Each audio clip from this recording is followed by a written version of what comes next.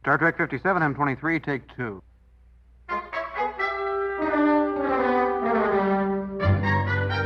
It's got Star Trek. Episode 67.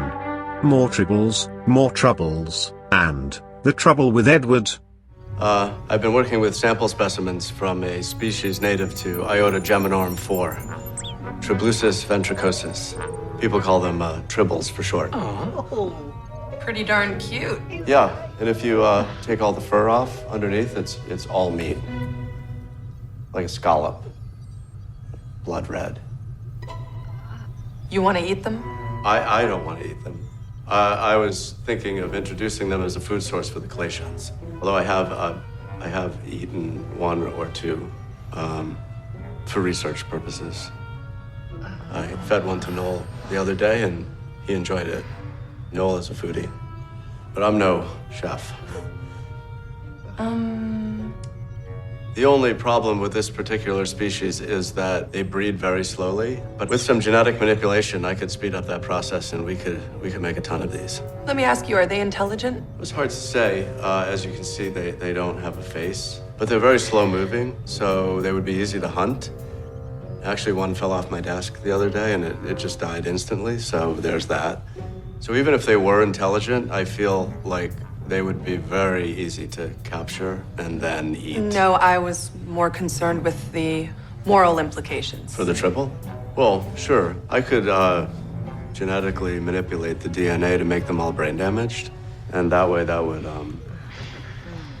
solve that. Quinta Triticale. Quinta Triticale. The Federation invested a lot of R&D dollars into Quinto Triticale because... what happened to the Quattro Triticale? Hey, you snooze, you lose. Because... it's only got 4 lobes. That was the only thing that could grow on Sherman's planet, and now Sherman's planet is having a famine. And now they're getting Quinto Triticale. So they got to use the Quattro failed, and now it's... We can presume the Quinto Triticale has 5 lobes, which I don't even know if that's a thing you can do with plants. Can a plant have 5 lobes? Is that just insane? Is that sci-fi writing gone mad? You can have 5 leaves, but yeah, as far as you can have fruits, I guess, can be divided into 5 lobes. 5 segments. Right. Maybe not. I don't know. Well, what we'll do is we'll, after we're done recording the... an orange is at least 5. When we're done recording the podcast, we'll get a bunch of fruits and we'll do surgery. And then we'll report about it on next week's podcast. Yeah, that could be different. In the meantime, welcome everybody to the show, the It's Got Star Trek podcast. I believe that's what we call it these days. The It's Got Star Trek podcast. And this is a double header, first of all. That's the first point to make. Double header. That means, it doesn't mean we're doing 2 episodes of the podcast. It means we're talking about two shorter installments on this episode. So we are going to be talking about more trouble, more Tribbles, more I keep getting this fucking wrong. More Tribbles, more troubles from the animated series, 1973. And we will also be discussing The Trouble with Edward, which is one of the short treks. And I'm going to go with the numbering convention that's on IMDb, the Internet Movie Database, and on Memory Alpha, because I have no idea how to label these the short treks, and it was driving me mad. Oh. They call it Season 2 of Short Treks, Episode 2. Yeah, that's how Wikipedia has it the same way. Yeah. There's a logic behind that, so I will accept that. It's just that the short treks kind of came out, Yeah. not irregularly, but it was just this, I don't know. It's just... they base it on, these are the short treks that came out, during the first season of Discovery, and then, these are the short treks that came out between the second season of Discovery and Picard. I think that's what that's the classification for Season 2. And hopefully they'll do more. I haven't heard anything about them doing more. So I'm a big fan of them. Yeah, man. Anyway, so that's what we're covering this week. Last week, if you're interested, we covered the Trouble with Tribbles, the original tale of Tribblemania. And we decided to do 3 weeks of episodes. We did the Trouble with Tribbles. This week we're doing these 2 shorter Tribble installments. Because it's best if your Tribbles are little ones. Yes, it is. And then next week we'll do DS9's Trials and Tribble-ations to conclude Tribblemania. Unfortunately, Dan isn't joining us tonight because he's on a secret mission. In the past, Jesse's been on secret missions. I had one last year about this time, yeah. You know, we do get a lot of people writing in, asking about our professional backgrounds. You know, people are interested. They listen to us, sometimes for hours a day, strangely enough. And they wonder. They're like, what is it you guys do? Dan works at the CIA. Well, as it happens, we all work for intelligence agencies. And 2 out of 3 of us actually work for U.S. intelligence agencies. We have a fun little game of cat and mouse, you know, sort of a professional respect for each other. But doing a bunch of spy shit all day is really stressful. So Star Trek is a great release, you know, watching Star Trek and going out and doing weird spy shit. So you learn a lot from Star Trek that you can learn and you can use in your spy career. You know? Especially from Garrick. Yeah, he's always he's always providing advice, sensors and stuff. But so anyway, Dan's not with us this week, but Jesse and I will power through and we'll get it done. So I guess the first thing to discuss will be the more Tribbles, more troubles. I keep having I wrote this down a million times and I kept writing it more trouble, more Tribbles, and I don't know why. It doesn't make any sense. Well, that because it's it's a follow up to Trouble with Tribbles, and so you think that it's going to be more trouble, more Tribbles. That makes sense. I can buy that.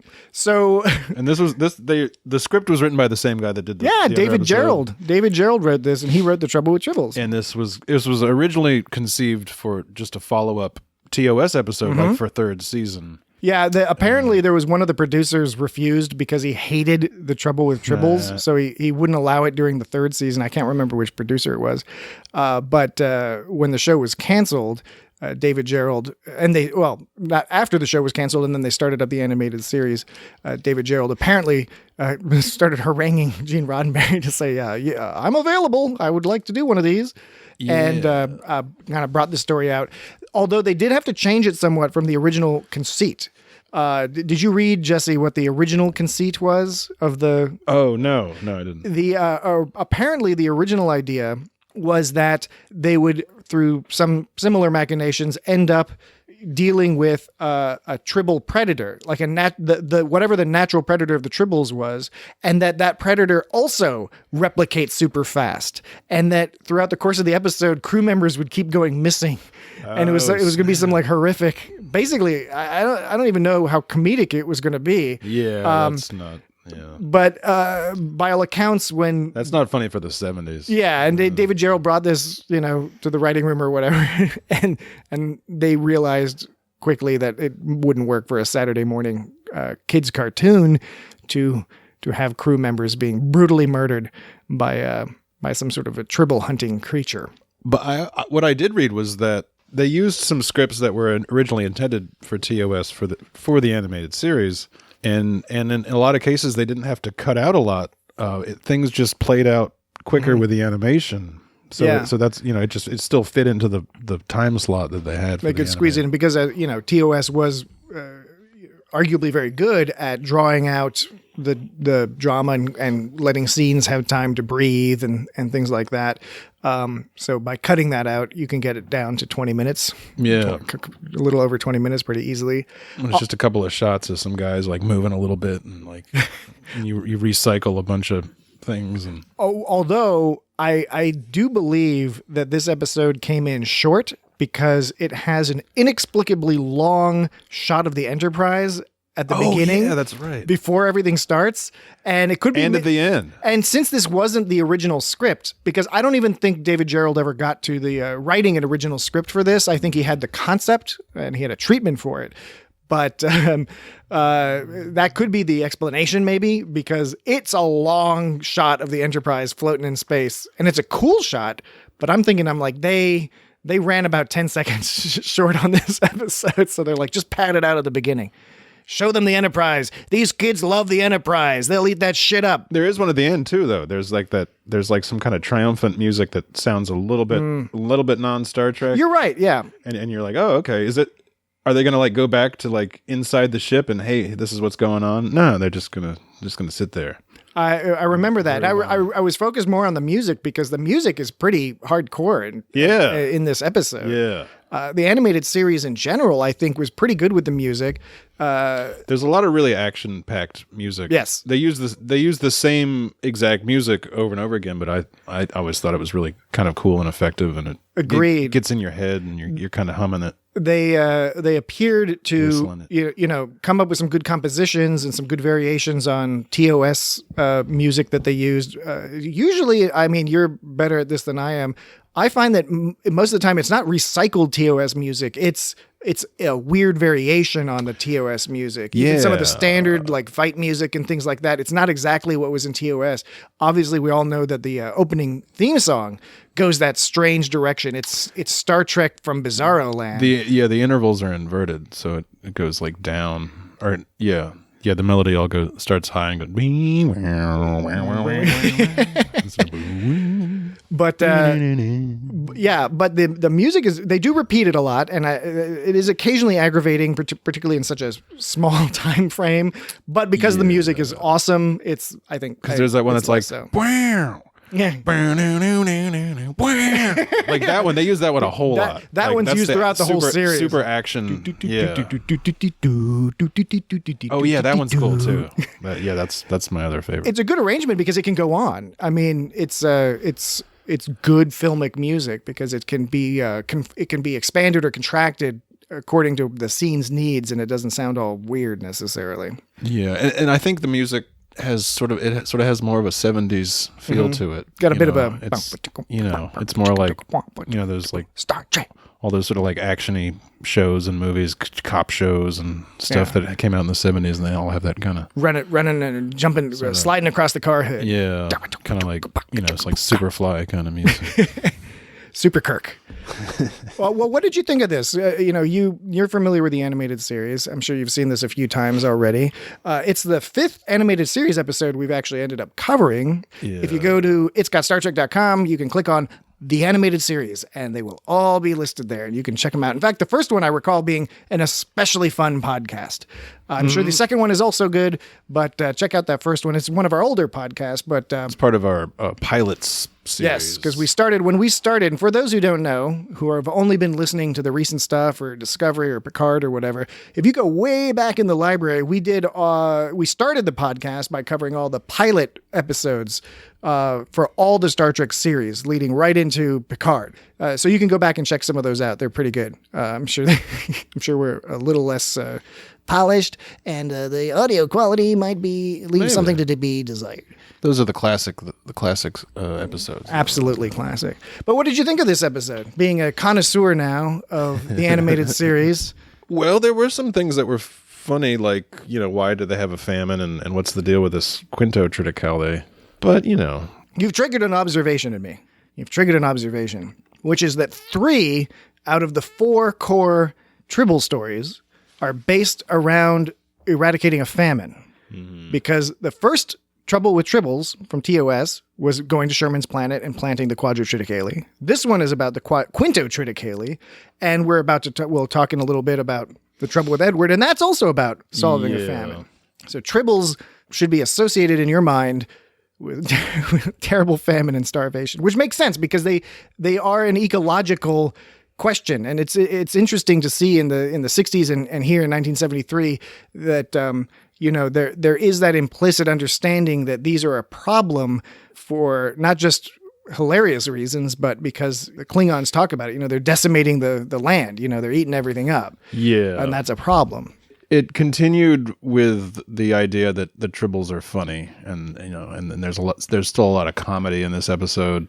There's the whole thing with there's like a Tribble in Kirk's seat, and he keeps moving it, and it keeps getting replaced by one that's even bigger. Yeah. Until there's like one that's just so big, he's just like, I think I'd rather stand. Yeah, Spock is being a total dick. He's like, wouldn't you prefer to sit down, Captain? Yeah. I think I'll stand. I like this episode. It's fun. It's a bit light.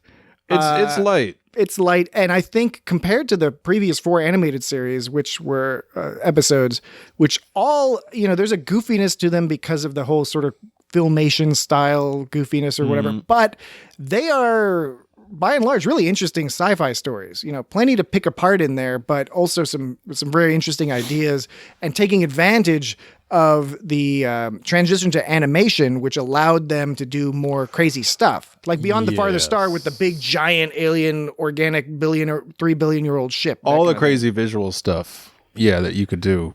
This one was this is just like it's just like a TOS episode that they drew. There's less utilization of the big giant of the big giant. There's a big giant Tribble. I'm just thinking of the big giant Tribble now, but there is less use of the animation context in this particular episode. And then we know that there's some kind of new weapon that Klingons are working on, but then it turns out to be just kind of lame. So that seemed like a little, I don't know, like they could have done something cooler. That seems kind of lazy. There is a theme to this episode, and that theme is basically that often the solutions to problems create their own problems, right? Which, in the context of a children's show, a Saturday morning children's show, I think it worked pretty great, because it's not hitting the kids it's not saying that to the kids. Captain Kirk's not looking at the camera and being like, sometimes the solutions are worse than the original problem. But in both the case of Cyrano Jones and the Klingons, they are both attempting to solve the problem of the Tribble from different angles. And neither of those solutions is that works out particularly well in the end, right? But otherwise, it's a bunch of callbacks, and they're fun callbacks. There's the thing at the end where it's like, oh, did you get that one? He's like, yeah, I got that one. And then it like opens up and a bunch of Tribbles fall on him, and it's like, wah, wah.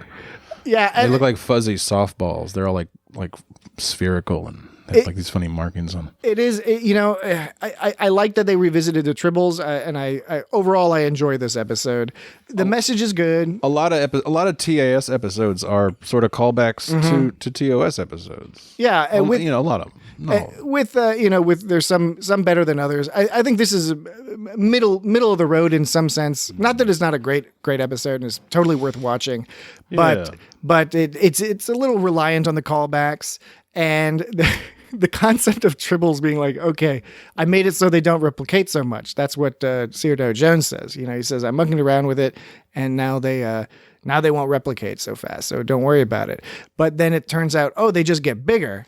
Right. Which is funny. They turn into some kind of like more like a Tribble colony. But that's the weird part, and in the animation covers it up, because it's like the joke is now we have big giant fat Tribbles, but then at the end it says, okay, they're actually colonies, and then they split apart. Yeah. And it's, I don't know, it's fine. Do they even call them colonies at all until the end? Like there's that part, and Bones says it's a colony, but that's the only time they ever say this is what's going on. You'd think it would look like a massive Tribbles all like kind of clustered together, but obviously that wouldn't work with the plot, because the plot relies on them all believing that to some extent they're like, it appears they're not reproducing all over the place.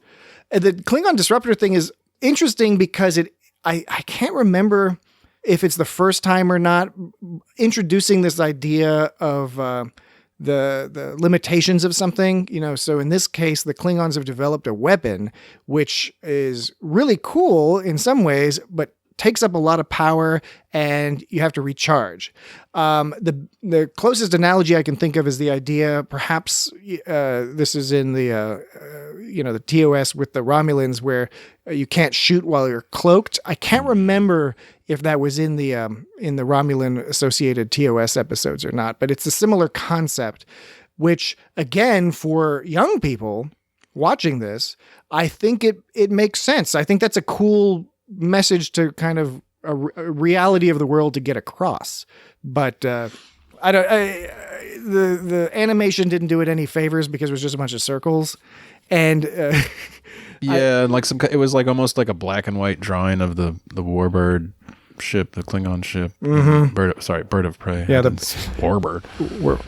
Those are like they're like the D7s, I think. It was cool. They brought what was his name? Cyrano Jones. Yeah, Stanley Adams. Remember when last week when Dan kept forgetting like what the guy's name was? Yeah. He was like, that guy. he like had a couple different like alternate names for him. I forget. That's what we miss about it. Dan would be here. He would probably be continuing the tradition of the alternate names. But so Stanley Adams came back as Cyrano Jones, but he's the only guest star of note here because though we see Koloth and Korax again, I think the show is mostly just Jimmy Doohan. Yeah, it's Jimmy Doohan. James Doohan does the voices of them. And James Doohan is the go-to guy on this show to do the extra voices. So he's doing lots of voices throughout the animated series. You'll get to hear a lot of Jimmy Doohan's extra voice work, which is really a lot of it's very good. I mean, it adds to the character of the show. On the other hand, it is funny because his portrayal of Koloth is very different than that of William Campbell. William Campbell played him a little bit more kind of sprightly. Here he's a little bit more like Kirk. Yeah, Kirk. I want that man, Kirk. Right. Yeah, it's like a lot of the other voices. A lot of his voices are like affirmative. I read that guy was in D-Day and he got like shot like 6 times or something. He was at Juno Beach because he was a Canadian. Lost a finger. Oh yeah, word. And we didn't mention it last week, but he was pretty good about hiding his missing finger during filming. But the trouble with Tribbles is one of the few episodes where you can actually, there are a couple shots where it's clear he's like holding a Tribble or something. He's holding something and you can clearly see that like a big chunk of, I think it's his ring finger is missing. Wow. Yeah. Check that out. Yeah. We'll have to go through shot by shot, frame by frame, or just Google it. I think that's another alternative these days. So in The Trouble with Tribbles, we see Scotty beam the Tribbles over to the Klingons, right? That's the big end gag of the Trouble with Tribbles. Yeah. And then here, this is after that, right? Here we see that the infestation has clearly spread and started causing problems, for the Klingons. And Worf, and we'll discuss this more next week, but Worf later mentions that Tribbles were considered the mortal enemies of the Klingon Empire, presumably talking about this period of time. And as Worf puts it, he says that the Klingons hunted them down and it destroyed their homeworld and eradicated them from the universe, basically, by the end of the 23rd century. Okay, that's why they never pop up again. So it's fun that we are seeing the origin of that here, even though obviously they gave that to Worf because this stuff had already been produced. But it is very cool to see the origins of the Klingons battle. And that joke doesn't really get old, the concept of the super mega strong and violent and powerful Klingons being brought so low by Tribble. Although the Klingons, I mean, they also recognize, they're like, this is a problem. These things are a problem. They're going to fuck everything up. Are you crazy? Why are you all petting them and thinking they're all cute? So like they rescue Cyrano Jones. They don't know who he is until they beam him on board, and they're like, wait a minute, Yeah. wait, this guy looks familiar. And then it's like, oh, it's Cyrano Jones, and it's like, I wonder how much time has passed between episodes. But that's kind of silly. But they're not like, and he's like, there's Cyrano Jones and he's got Tribbles, but they don't seem like that alarmed. They just seem like, this guy's annoying and we just rescued him. Yeah. But the bigger issue is these Klingons. Well, and the Tribble is what should have. You're pointing out that they should be alarmed at the Tribble. Like, who cares about Cyrano Jones? Although, right, exactly. And we discussed this last week, but at the end of The Trouble with Tribble, Cyrano Jones was comically sentenced to cleaning up Tribbles on station K7 for 17 years. And we know this isn't 17 years later, right? Right, but yeah. As we mentioned on the previous podcast episode, of course they're not going to have a space station be out of commission for 17 years. And didn't even make any sense. So whatever it was, he's off. Cyrano Jones got off space station K7 and is clearly back to his old shenanigans. He tells him just some wild story that doesn't make any sense. Like, I was trying to sell Tribbles to the Klingons, and it's like, well, you didn't know it was a Klingon planet. And he just like kind of dodges around it, and then you realize, well, okay, well, he stole something from him. He wasn't. They're after him because he stole the Glomar. Glomar. Not because he tried to mistakenly sell to Klingons. But even though I guess back then Klingons look like humans, but still, it's a bullshit story. It is a bullshit story, which, I mean, you could argue that's for a minute you're like, Cyrano what? Jones is going to do. Yeah, I mean, for a minute you're like, what? But you're like, oh, of course, yeah, that's just nonsense. He just made some shit up. But they don't seem to be like, I wonder what he's really up to. I like the idea that they're even in this early period, well, I guess that's relative, but they're talking about genetic manipulation, right? And it's an early theme going back to the origins of Star Trek, where they have an understanding of this concept and how it could be applied to sci-fi stories. And although here, again, it's kind of Cyrano Jones's motivation in The Trouble of Tribbles was more understandable. He has some tribbles, even if we question how the business plan would work, given he must have known that they replicate so easily. So it's hard to like sell something that's going to replicate so easily unless you sell a bunch and then get the fuck out of there. But overall, the idea that he would be selling cute things to somebody makes sense. In this episode, it's like you said, it's you're doing. He's a bit of an ecological terrorist. Genetic engineering, basically, to make a product safer, but everyone's already like feeling shady about it. And then you're like, why you keep hanging around near Klingon space? Why you gotta be bothering you're always hanging around near Sherman's planet? You're like exactly the kind of guy that is going to get into trouble with the Klingons. Like, we've seen this before. Like, and of course there are limitations to due to the time that you have to tell the story on the animated series, as well as the context as a children's story. You're not going to go into too much detail necessarily about things, but as I said earlier, in other episodes they've managed to convey some pretty high concept sci-fi ideas in a way that's totally works for children to watch. And TAS is what got me started on Star Trek as a kid, because they played it on me too. Nickelodeon all the time. I used to be terrified by Star Trek. I was like, it's creeping me the fuck out just seeing commercials for that shit. And forget if I was sick one day or whatever. For whatever reason, I ended up, back in those days, kids, you had to like go up to the TV to change the channel. Oh man. Yeah, so sometimes you were just sitting right up on that TV. Yeah, or other times if you were like in bed or sick or something, or sitting on the couch, you'd just be like, I don't want to watch this show, but fuck it. There's nothing I can do about it. I can't do anything about it. I'd have to get up and go turn the channel. Or honestly, probably in this case, it would have been, I would have to get up and go get the remote control, which parents of the previous generation, I think they're better about it these days.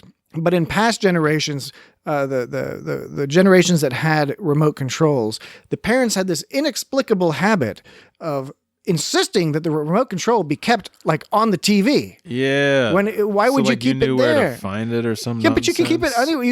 Exactly. Keep it next to the couch.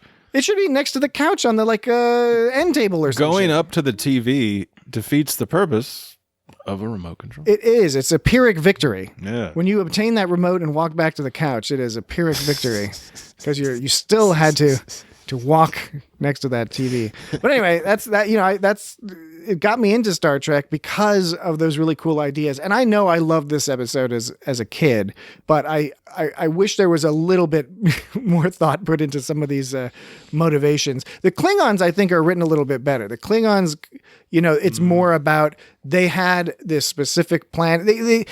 I think one issue with this story is they add this Klingon weapon for seemingly no useful reason. Right? It doesn't add anything to the story that the Klingons have this particular special weapon.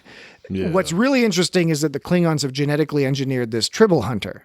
And now we have them inventing two things in one episode that we're dealing with, which is it dilutes it a little bit. And particularly since the disruptor type weapon, whatever they called it, they didn't really have it where they just kept calling it the Klingon weapon, I guess. But it zaps the Enterprise. Doesn't seem to cause that much damage. They keep saying it's bad, but they're still flying around. It's not, it's not like they're not dealing with too much of a problem as a result of this weapon. A bunch of systems were like paralyzed, but not like, life support or like, and not for that long. Not for that long either. And then they could like the Enterprise came back, but then like the Klingon ship was still kind of like limping back. Yeah, they were recharging. They were recharging the weapon. So I think it's a case of kind of tossing a little bit too much into a story that's already would need a little bit more space to tell some things better. On the other hand, I did like that, talking about callbacks, I like that Cyrano Jones, when he comes onto the ship, he starts talking about like, spiking flame gems. Yeah, that's right. He's just up to the exact same tricks as before. Because they keep letting him do it. You gotta throw that fool in the brig, or I can't execute him in the future, I guess. Yeah. Well, yeah, they would. I think in the Trouble with Tribbles, he was being threatened with being put to one of those penal colonies. Yeah. Which in the 60s is another thing that I think is kind of funny. This idea that the progressive 1960s style of punishment for criminals, they obviously don't want to put them to death, and they don't want to put them in jail because that's cruel.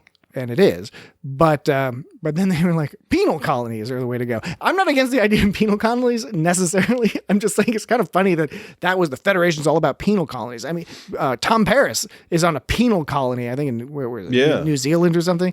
And there are multiple episodes where the Enterprise has to show up, TOS and others, where it's like, okay, we got to go to this penal colony, and then there's some shady shit going down at the penal colony. Yeah. Well, back in the day, I think it was like solitary was considered a more progressive form of incarceration. It was like I might have my facts all screwed up, but I think it was like when the Quakers were building prisons, like Quakers built the prison that was in Philadelphia. I was reading about I think this is a primarily American thing. Maybe it existed elsewhere as well, where they were prisons where they could rotate, like all the cells were on like a central circular axis. And they could rotate it, and it was intended to be more secure because there's no door to open. I remember hearing about it. There's like an opening in the walls, and then you rotate everything, rotate the whole unit, and that way the prisoners can't get out. There were two huge problems with this that made it go out of favor. One was when there were fires or something, they just all burned up. Everybody's going. And the other was, I think multiple prisoners were getting their hands chopped off because they were like hanging out at the bars or whatever, and then like the wall would start moving. Anyway, go have some fun. If you want to get real depressed, and you should, this is a good kind of depression. Go learn about the history of the penal system and what it's come to now. You might discover some terrible things that you don't want your tax money going to. You will discover. You will be. Anything else about this? I would say the one thing I wanted to call out was the ending tag is not as good as the Trouble with Tribbles. No, it's not. But it's a callback. It's a callback, and I do like seeing Kirk covered in Tribbles again, and I like the idea of a cute little joke at the end of the episode. The joke just sort of falls flat. I can't even remember what it was. Oh, that was what I said before. It's best if all our Tribbles are little ones. Yes, yeah, that's right. Yeah. So you even mentioned it, and I couldn't remember it. It's not a memorable joke. It's definitely not comparable to Scotty saying, I gave him to the Klingons where there'll be no Tribble at all. Right. Which is also a stupid joke, but it's a funny stupid joke. This is just a joke on that joke, which of course, you lose a generation of joke there, and it just kind of isn't so cool. Yeah, and the Trouble with Tribbles, of course, ends with Kirk with them all guffawing, and then Kirk slapping Scotty on the belly. Yeah, right. It's like, a very bizarre and out of character, son of a bitch. A very out of character thing for Kirk to do. It's just slapping him, just rubbing Scotty's belly. But that all being said, that this is an inferior ending tag, I did like the sort of end shot of Kirk's smirk. Mm-hmm. He had like a funny little smirk. He's all covered in Tribbles, and he's like, and he's like, does that smirk with the eyebrow thing. Yeah, there was a couple moments of that Kirk smirk and a whimsical Kirk eyebrow. Then and they get that through a lot in the animated series with Kirk's face making faces. I think that's pretty good. Yeah, I liked it when Koloth said something like, implement boarding plan B, and the guy's like, yes, sir. Yes, sir. Yeah, the Korak's voice, again, James doing he was just trying to make two different sounding Klingon voices, and they were you could clearly tell them apart, but it was weird but fun.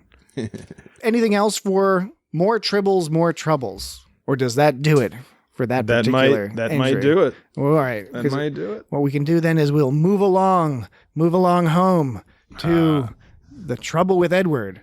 So we're fast forwarding many, many years into the future. So, and also into the past. Or actually into the past. We're doing both. So the More Tribbles, More Troubles aired on October 6th of 1973. The Trouble with Edward became available online on October 10th, 2019. And somebody out there with a math brain or a calculator can determine how many years are intervening. Obviously, a large Somebody number who's of not years. currently doing a podcast. Yeah, we're busy. Because we're focused on that. We're busy entertaining. Your mileage may vary. This, of course, comes very much later. However, it is a prequel in a sense. It retcons the idea that Tribbles were not, it basically says Tribbles were not always fast producing, and that the plot, that occurs as a result of the plot of this particular episode. Yeah. It was written by Graham Wagner, directed by Daniel Gray Longingo. I don't know why I can't say that. Longino. Could be Longino. It's got to be Longino. That would make sense. It's maybe Portuguese. I don't know. I don't know either of these people, but I will say that, first of all, so this is one of the short treks. They were, put out by CBS All Access, now Paramount Plus. I guess in sort of a new version of those old webisodes. TV shows for a while were doing webisodes because they want to get people online looking at content and producing small amounts of content. This is an evolution of that. I'm a big fan of the short trek concept because there are a lot of stories you can tell in the Star Trek universe, but they don't all warrant an entire series or even an hour-long, 45-minute-long episode. They're just shorter tales that you want to squeeze in and build out the universe a little. Exactly. Yeah, you get little background bits. The other thing that the short treks let you do is try really sort of bizarre concepts. Or push the limits a little bit into what's been done before, or take something that's been done before and evolve it in a direction that might be difficult to do. The short treks, the one they did that was related to the Picard show. Oh yeah, exactly. That showed the Mars attacks. I mean, that's a largely... It's sort of like an extended music video. Yeah, there's almost no dialogue. But it's really it's very interesting. Yeah. They did that Ephraim and Dot animated one. Oh, I didn't see that one. Yeah. Yeah, I really like that one. That one's a really interesting one. Again, I won't spoil it, but it's a fun animated one. And then they, in a completely different animation style. Oh yeah, there's that other one. I'm forgetting the name of it, but that's a really nice one too. The girl and the stars. Yeah, it's a really, really good one. The thing about the short treks is, my guess is that not everyone's going to like all of them. I certainly don't enjoy all of them equally. Some of them I find more enjoyable than others. But that's kind of the point. The point is that it's a space you can play around with a little bit. And I think it's a space where they can give new writers or more junior writers an opportunity to play a little bit, and they can try out different things that they can then build on and add into the series, just add to the lore a little bit. And in the case with The Trouble with Edward, they really get to try a 100% modern-ish comedy style. Now, the thing is, of course, a lot of people, this is a divisive episode of Short Treks because some people love it and some people can't stand this. Right. I am on the side that this is my favorite short trek. It's my most rewatched short trek, and I just love it. And I love it for all the crazy things that they do in it. And it's got H. John Benjamin. That adds to it a lot. He totally works that role. That's totally made for him. So just briefly for the plot summary, you have Captain Lucero, who's working, on the Enterprise. She gets promoted to captain, and this is the Enterprise under Christopher Pike. So we also, in addition to H. John Benjamin and Rose Salazar as Captain Lucero, and she's mainly known for, I think, Alita Battle Angel. She's done other stuff as well, but I think that's kind of her marquee role. But we also get to see Anson Mount briefly as Captain Pike. Totally. Which is he gets to do awesome. He does a captain's log. That's pretty happening. And he's all being all captainy and mentory. Yeah. That's nice. She's loving it. She's loving it. I'm loving it too. Yeah. But so Captain Lucero gets to take command of a science ship that is over a planet called Pragine 63, I think. I kept wanting to say Praline. That sounds right, yeah. Pragine 63. Something weird. Number something or other. It's near Klingon space, just like Sherman's planet. And who knows? I really want to find out like this more about the Sherman's planet lore, because it looms so large in the Trouble with Tribbles and more Troubles. And and as well as there's a couple other ones where it looms large as well. Is it mentioned in other episodes? Because I think it's mentioned in maybe Errand of Mercy, which is the one where I believe that's the one where the Organians first sort of prevent the Klingons and Federation from going to war, because I think that's the planet they're fighting over. Like they're going to go to war over it. So Captain Lucero, she's going to take over this ship, and I forget the name of the ship. If Dan was the here, USS Cabot. All right, good. You have it. Yeah, it's like Cabot cheddar cheese. Yeah, I should remember that. Like Henry Cabot. See, what we're missing with Dan out on his secret mission is that Northwest Passage. I don't know. I mean, maybe Jesse's pulling up the slack for Dan, because I don't know what the star dates are. I'm trying to. Oh yeah, I don't know any of that. I don't know the star dates. I don't know the frequency number of the communications channel. Any of that stuff. Oh yeah. But that's the stuff that Dan. That's the. He knows. He gets the techno babbles. Techno. But anyway, so Lucero, she takes over this ship, and she's dealing with a guy, Edward Larkin, who he's modifying. This is like a science ship. Yeah, it's a science ship. Strictly science. It's a bit smaller than the Enterprise. Pragine 63 is suffering a famine crisis. Right? Just like Sherman's planet is in More Tribbles, More Troubles. And so they are there to try to help the folks. And Edward Larkin is a protein specialist, and he's had this idea that he presents to his new captain that he wants to modify the Tribbles so that they can reproduce more quickly, because they... As he put it, they're all meat. It's all meat. You shave them, they're all meat. It's like a fuzzy scallop. Yeah, he's like a scallop. What did he say? It was like red or something. Yeah, it's like blood red. Now, Captain Lucero tells him, no, don't worry about that. I'm going to retask you to a different thing. Some sort of climatology. And in his bitterness, Edward continues the experiment, and he also tries to get Captain Lucero fired. Yeah. And horrible things result. So he sends a message to like some kind of Starfleet, somebody higher up. Yeah, whoever her commanding officer is. She's dumb. She's dumb. I understand why this is a divisive episode, because they go hard into the comedy. But again, comedy is nothing new to Star Trek. But this is almost like an office comedy setup. Mm-hmm. But for my money, what I really like is the combination of this real world scenario, which I think many of us have dealt with from one perspective or another, of a sort of a talented but obstinate, weird person who is pushing back against the new boss. There's a disconnect there between their new boss and them. I like the combination of that, which is a really relatable storyline, with the complete absurdity of what actually ends up happening with Edward and the Tribbles, and especially because the performance, I think, 100% hinges on H. John Benjamin's delivery. Mm-hmm. One of the things that sticks out to me is shortly after Captain Lucero takes command, and Edward Larkin is in the replimat, or whatever you want to call it, the cafeteria. And he's just leaning. First of all, this whole episode, he's always just leaning on stuff or sitting on stuff or lounging.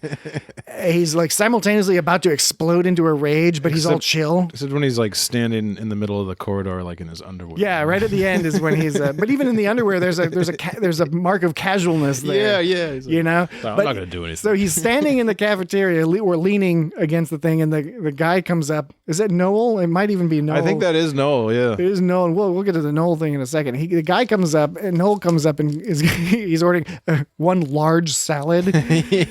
And H. John Benjamin's all like, new boss. And she's all like, he doesn't like her. He's like, what do you think of the new captain? And he's like, I think people like her. And he's like, no, they don't. Well, what he says is, this is what's brilliant about the delivery. What he says is, no. And then he stops. And then the salad comes out, and then Noel walks away, and then he's like, no, they don't. Yeah, no, they don't. There's a tremendous pause in between, which accentuates the awkwardness of this fellow. Because again, this is not an unusual person to encounter.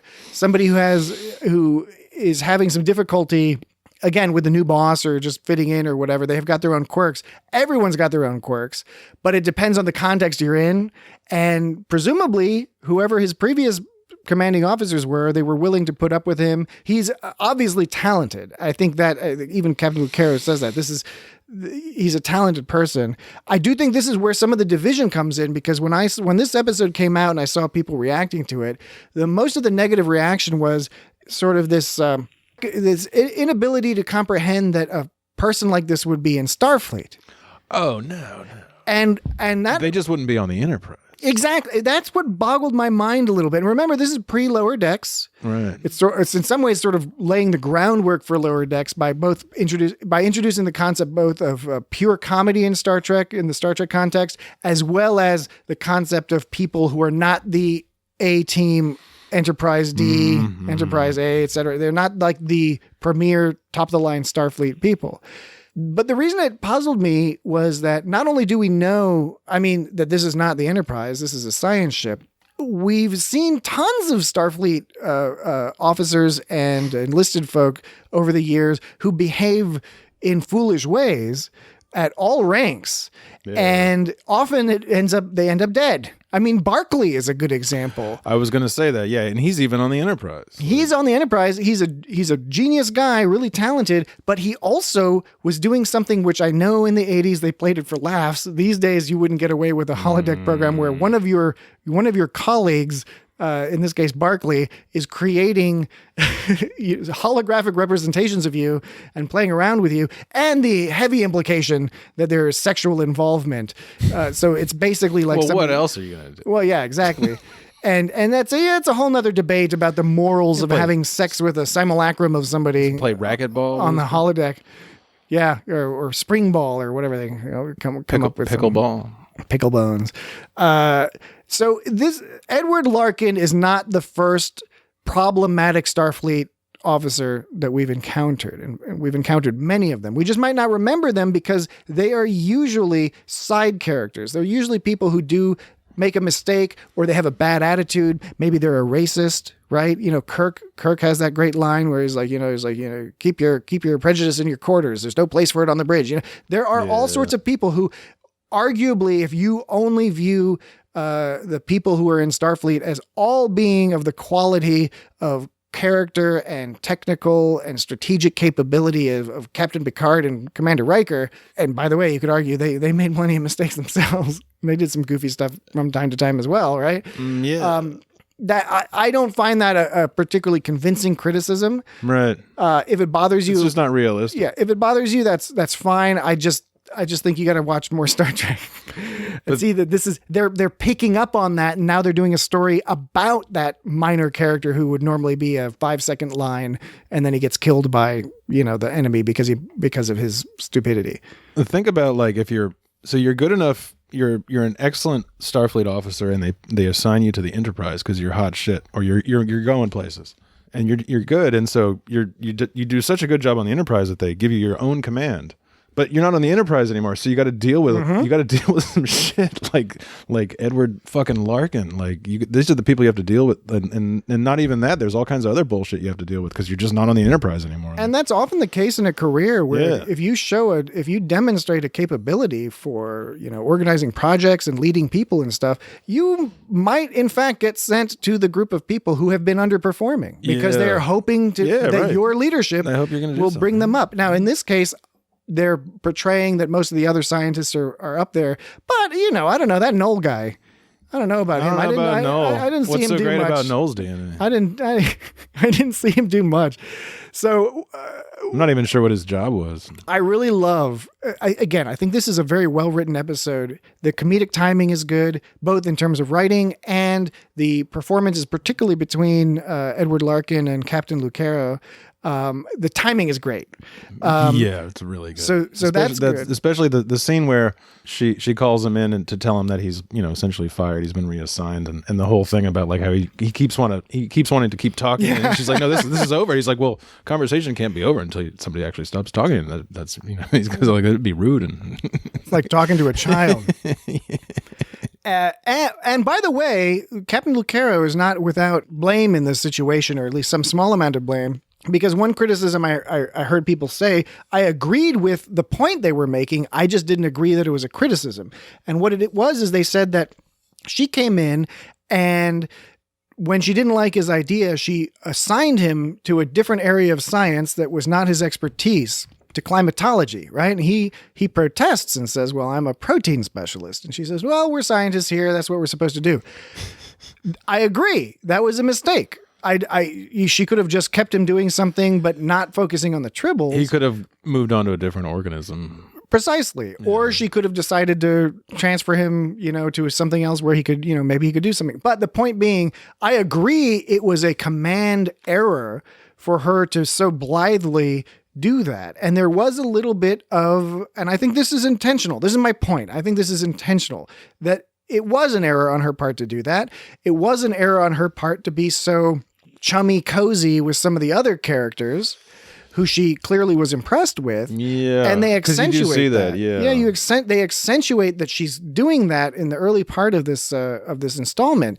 And she's a young captain. She's a green captain. She's making some mistakes. But they're only compounded because she has no way to understand the situation that this fellow Edward Larkin could potentially get them into because of his bitterness and sort of his ego being hurt a little bit by both her rejecting his plan and also reassigning him somewhat arbitrarily, it seems, to. Yeah, I mean, because she like lost the ship. Like, there's like an inquiry afterwards. They had to evacuate an entire planet. There was a sit down with a board of admirals. I understand people criticizing that. I think it's okay to criticize that. I just don't see that as a writing criticism. I don't see that as a plot criticism. Right. I see that as, you're supposed to understand that she's green and has made an error here and has contributed to this problem, but that she was not in any position to understand, nor was anybody else, how badly this could end up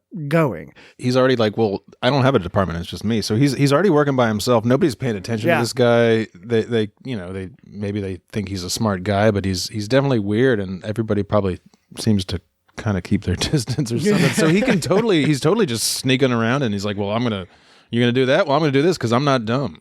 You're dumb. I'm not dumb. I really like the horror elements here. So it is a comedy, but one of the best scenes in here that stands out is when in the turbo lift. Well, there's the whole it starts with the whole singing Johnny Appleseed song. Yeah. And it's all lilting and fun and whimsical. And then as the song's going on, you're seeing sort of a montage of the Tribbles replicating and popping around and people trying to deal with them. The music starts turning all sinister as it dawns on them that this has gone from being sort of a cute, mild aggravation to a life-threatening situation as the Tribbles are somehow... Because they're busting out the phaser rifles. Yeah, they're busting out the phaser rifles. They're going to town, and it's more like... It's much more... it seems much more of like a dangerous threat than the tone you get with the older episodes, where it's like it's a lot lighter and goofier. Like you see that there's the woman that's on the turbo lift and it's filling up with Tribbles and she's like screaming. She's screaming. And then you see like the side out in space. You like see that shot where they're looking into the ship. And you just see the ship just filling up with Tribbles, and everybody's just like, a brilliant shot because it's an unstoppable force. Yeah. And they convey that so well. And I already thought they did a pretty good job with that in The Trouble with Tribbles, but obviously we weren't seeing that level of you know, because they had to make all those Tribbles back then. Yeah, they had a Tribble farm. Yeah, I'm wondering if they used actual animal fur on the old ones. Probably not synthetic. I don't know. I don't know what was cheaper back then.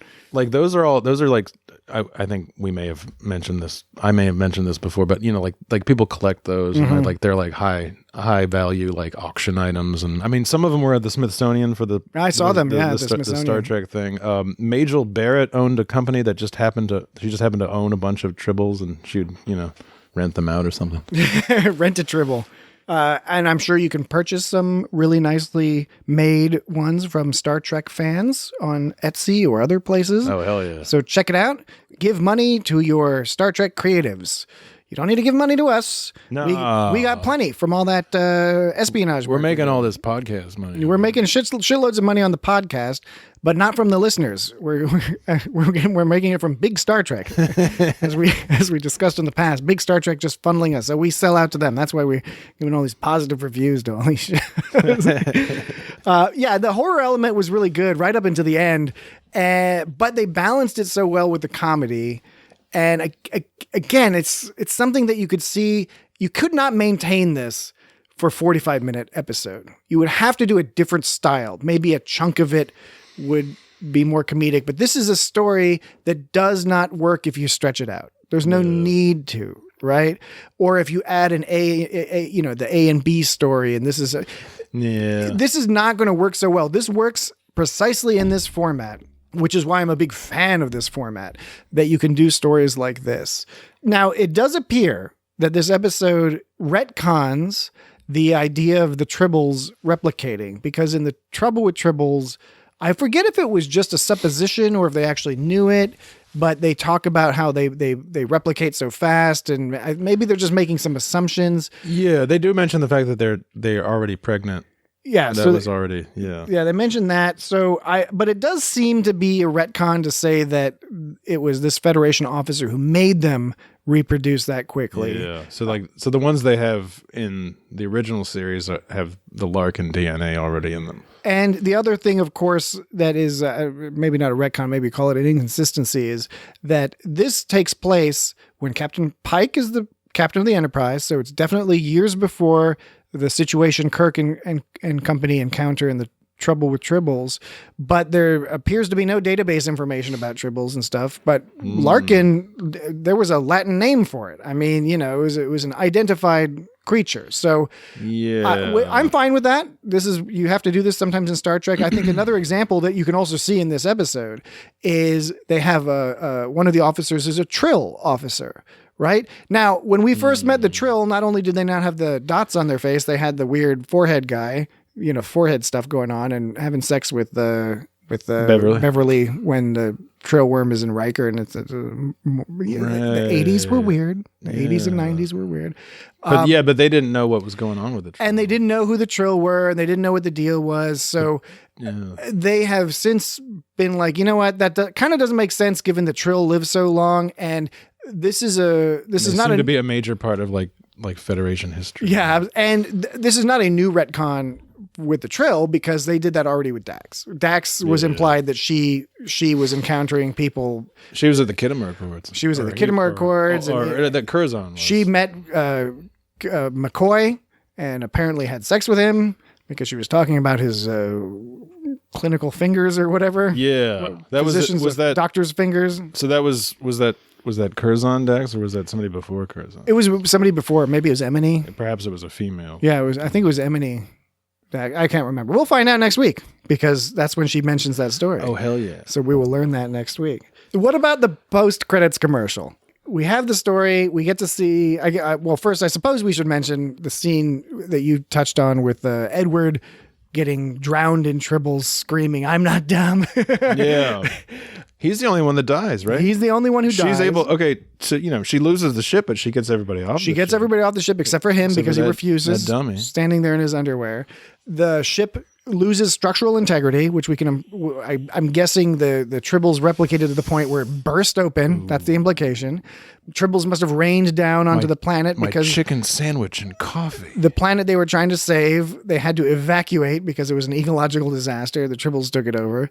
They also mentioned that the Tribbles had gotten into Klingon space, which again, this is the real start, presumably, of the story of the Klingons having to deal with Tribbles, which is then continued later in the Trouble with Tribbles and more Tribbles, more Troubles, and that we learn significantly more details from Worf in Trials and Tribble-ations. I haven't seen that episode actually, so I'm looking forward you're gonna love all the bits. Trials and Tribble-ations is gonna be pretty fucking fantastic. Completely sated. Yeah, especially since you just saw the Trouble with Tribbles, because that's involved there. But this post credits commercial is another thing that I think breaks some people.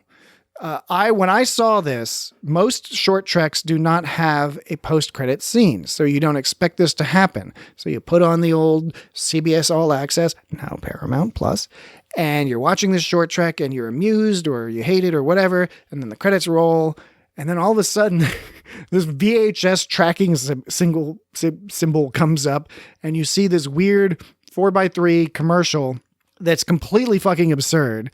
Did you see this, Jesse?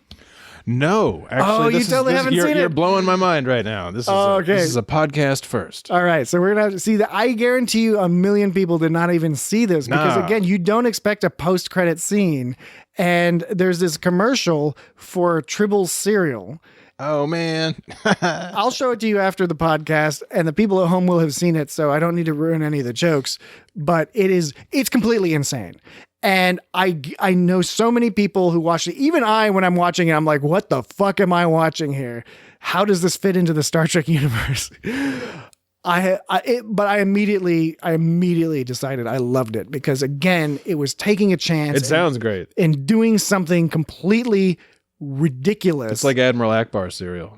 It's basically, it's like a Rick and Morty joke. Yeah, totally. But on a short trek. Totally. So right, like eye holes or whatever. When we finish up here in a couple minutes, I'll play that for you, and you'll enjoy that. But I do understand, more so than the rest of the episode, I understand if people see this and they're like, what the fuck is this? It doesn't make any sense. Especially because it has a VHS tracking signal, tracking symbol or what. I don't know. So back in the old days, you had VHS tape players, and they were a magnetic tape on wheels, on like weird little wheels and a little piece of plastic. Little wheels in there, and they would get all fucked up sometimes, and you had to get in there and straighten them out. And there was a dial on your VCR where you could adjust the quote unquote tracking because the like that did anything. The little magnetic head that would read the signal off the tape. The head was fine, but sometimes the tape would get a little misaligned, and so you could adjust the tracking, move the head up and down because otherwise the colors and sound might be weird. Growing up in the 1990s was a fucking chore. We might have to explain tape to people. Yeah. So. I guess if you're old enough to know what we're talking about. You probably already know what we're talking about, but if you're not, then for all I know, the hipster Generation Z people are all like into they're all hobbyists using VHS. Oh yeah, some of those kids are into like a bunch of like vinyl and stuff. Yeah, they're all like, let's watch this Nirvana concert on VHS. Yeah, it's like you got to listen to this on just fucking vinyl. It's like, no, dude. I think that does it for us in terms of discussing these two episodes. Any other odds and ends? No, that's about it. Word. I liked it when he's talking about how he ate some. He ate a couple just for research purposes, and then he fed one to Noel. Oh yeah, Noel's a foodie. I did want to mention that. I thanks for reminding me. And Noel kind of like shook his head, like. No. There's this whole going back to. I meant to say this earlier. Going back to the whole thing about how well written this is. That the main plot and everything, the characterization, the comedic timing, that's all very well written. But then they add in these fun little flourishes, like this weird thing that Edward has with Noel, because he keeps mentioning Noel. He keeps interacting with Noel. He's the only other guy he interacts with. Yeah, he's the only guy he interacts with. He talks about how he fed him a Tribble, which implies that they're kind of friendly in some way.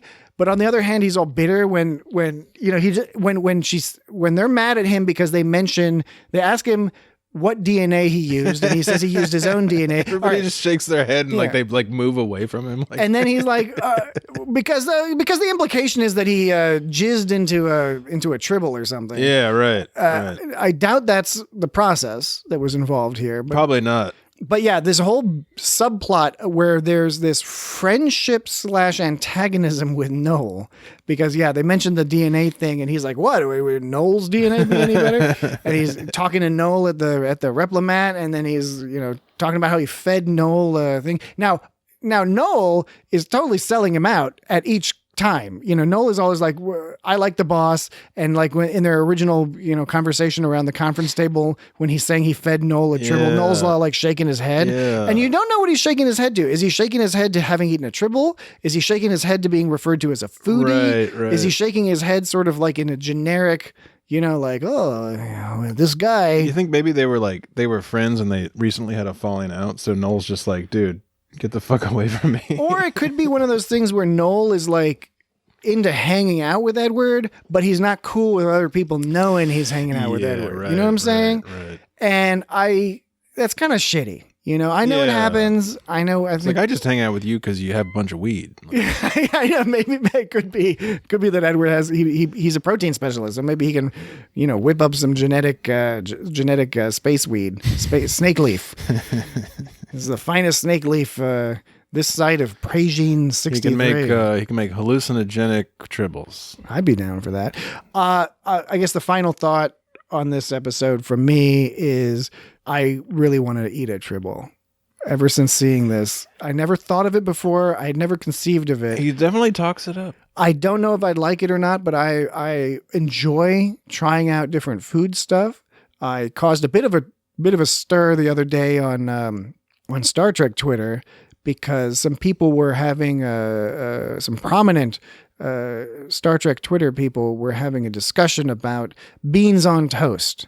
And the British folks were, of course, defending beans on toast, as they should, because I'm in the category of beans on toast being a good thing.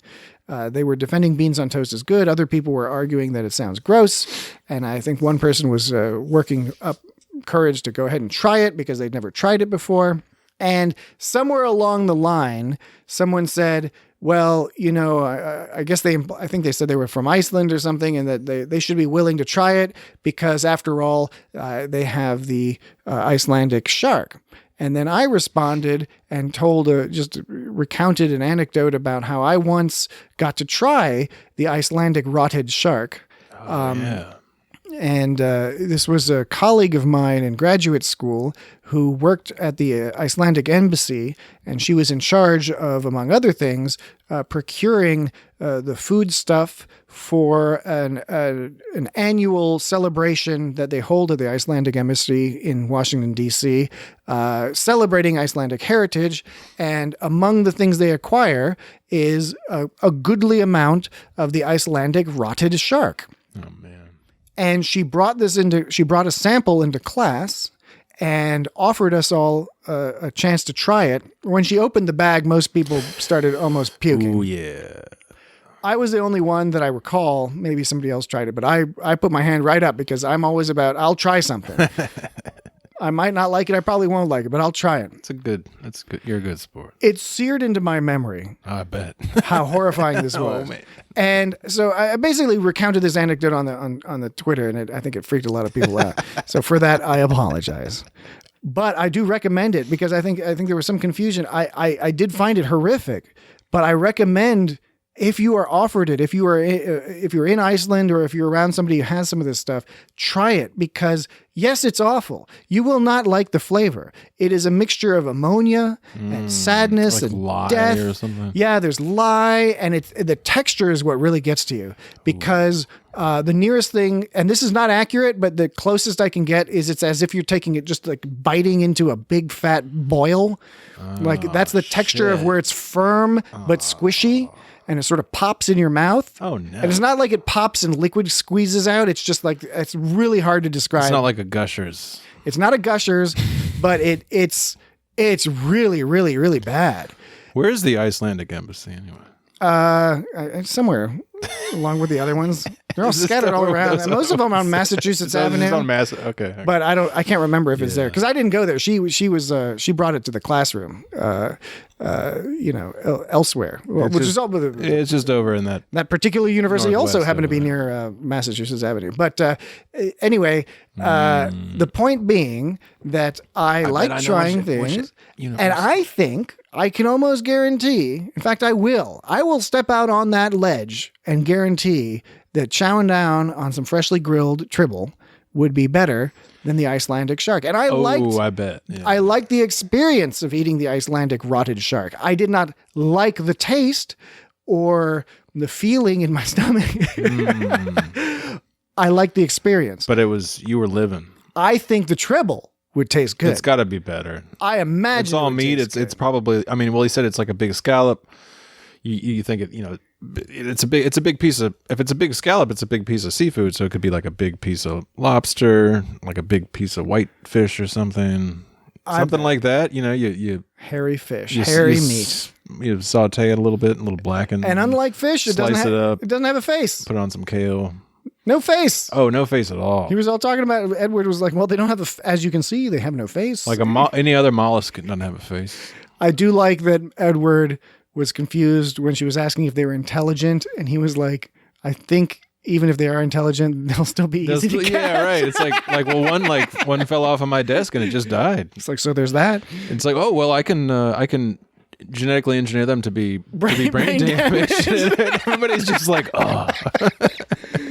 But what is great about even that line that's played for a joke is it presents such an interesting moral question that people are actually wrestling with today in a sense with, for example, the lab-grown meat, right? Now, the lab-grown meat's a little bit further removed, but before that technology came online, there was a lot of talk about genetically engineering cows with no brain, basically, with just a brain stem. So the idea would be that you could grow cows that do not feel pain, have no rationality or anything. So in theory, and no bovine encephalitis. Honestly, I don't know about the bovine encephalitis. I guess you could still have it. You probably get it if it's spinal cord and if you still brain got stem. You get a little chunk of brain there. But anyway, so that was a discussion that was had and may in fact be ongoing about a potential solution to, I guess, vegetarians. I don't know. I don't think we need a solution for vegetarians. I think more of us should be vegetarians. I thought they were the solution. Yeah. Vegetarians and vegans are in fact the solution to the majority of our environmental and health problems. Totally. And I one day I'd be great if I can get there. I'm working there. It's hard. I don't quite have the fortitude yet because of pigs. Pigs are so fucking good. I do try to eat a lot less beef.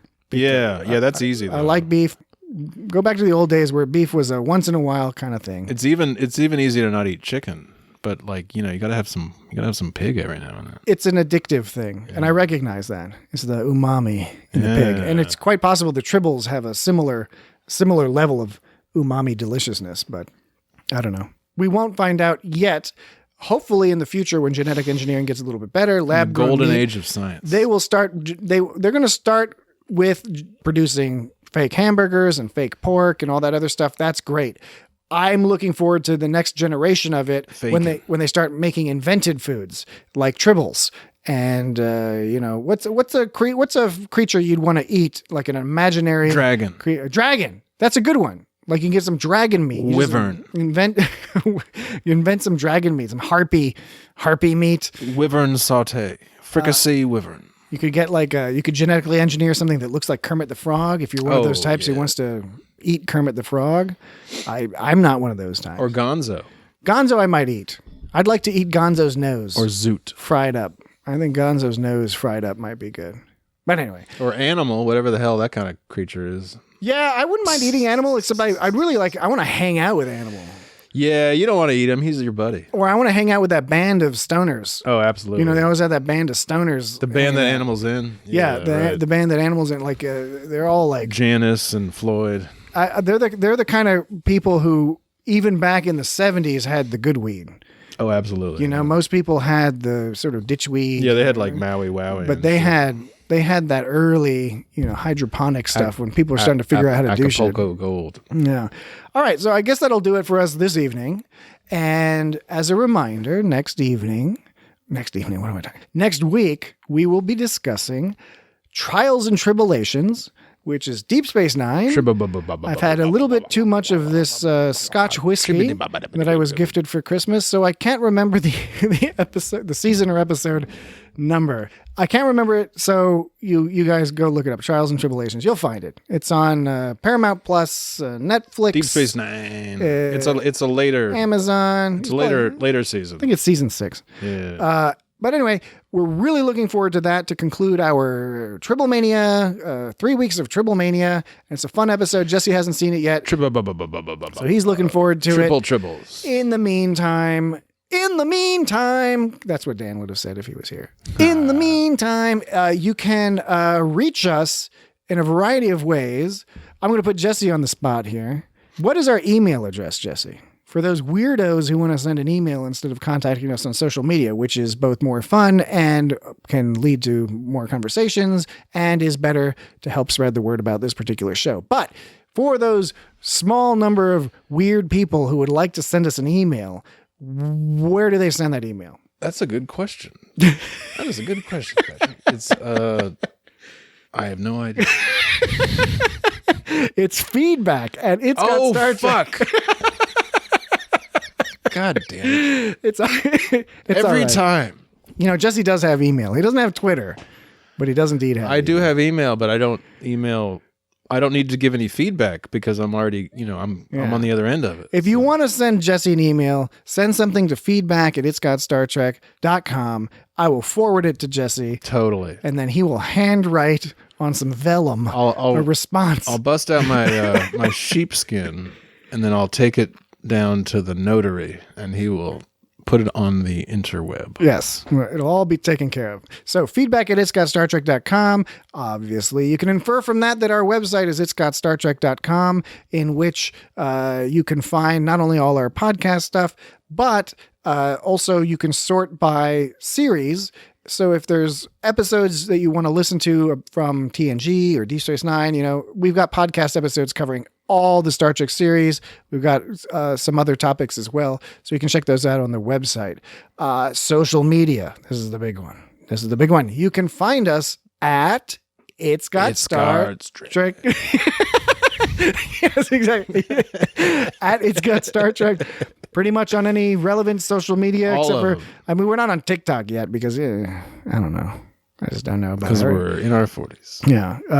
But on Twitter, Instagram, and Facebook, at It's Got Star Trek. We are not on MySpace. We're not on MySpace at the moment. I don't know if anybody is. I hear it's going to make a comeback. It's awesome. But I'm putting my money on Friendster. But so if you want to join us there, Twitter in particular, we get into all sorts of fun conversations. So give us a follow and let us know you followed us, and we'll say hi and joke around with you. It'll be a fun time. I think that's mostly everything. Oh yeah, YouTube. We put all our stuff up on YouTube. Totally. So if you want to check out things on YouTube, click. What would be fantastic, if it wouldn't bother you too much, is for you to subscribe to us on YouTube. Or if you want to leave a review, that'd be fantastic. We've had contests in the past, give away some prizes, and I think we're planning to probably do something like that again soon, which I shouldn't have said because it's now going to dissuade you from doing a review now, and instead you're going to save it because you want to enter the contest. But you can always write another review, or you can subscribe to something else. But that's helpful. How about if listen to multiple podcasts simultaneously through different windows, YouTube windows? Yeah. You could do that as well. And then give us feedback on what you think about. Yeah. Ideally, you start this podcast all at the same time. Find out which podcasts sort of go together with other podcasts simultaneously, and maybe, it sounds like it'll sound like an interesting conversation with 6 people talking. It'll sound like that. It'll sound like it. And otherwise, don't do that. Otherwise, we wish you all the best for the week ahead, and we'll be seeing you. Or maybe this week will be better than last week. You'll be hearing from us, I should say. Next Saturday, Trials and Tribble-ations. Tribble-ations. It's going to be a fun one. All right. Have a good night. Good night. Aren't you going to sit down, sir? I think I'll stand.